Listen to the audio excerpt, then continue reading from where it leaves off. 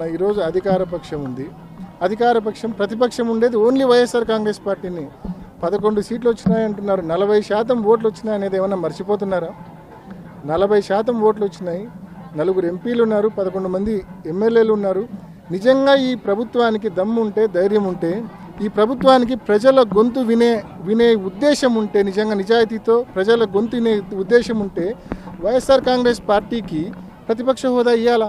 లేకపోతే జగన్మోహన్ రెడ్డి గారికి 175 మంది ఎమ్మెల్యేలో ఒక ఎమ్మెల్యే మాదిరి నువ్వు కన్నా మైక్ ఇస్తే, ఆయన చెప్పాలనుకున్నవి 2 నిమిషాలు నువ్వు మైక్ కట్ చేస్తే ఏం చెప్పగలడు? ఇంత భయంకరమైన కూటమి గాలిలో కూడా 65,000 ఓట్ల తేడాతో ఆయన రవి అనే వ్యక్తి ఓడిపోయినాడు. ఇంత భయంకరమైన కూటమి గాలిలో ఈ 9 నెలల్లో ఇలా పరిపాలన చూసినాక ఈరోజు నిజంగా అంత ముచ్చట ఉంటే, అంత నిజంగా అంత కోరుకునేట్టుకుంటే పులివెందుల కావచ్చు, లేకుంటే కుప్పం కావచ్చు, మంగళగిరి కావచ్చు, పిఠాపురం కావచ్చు, 4 చేద్దాం. పట్టండి, 4 చేద్దాం, చూసుకుందాం, 4 చేద్దాము.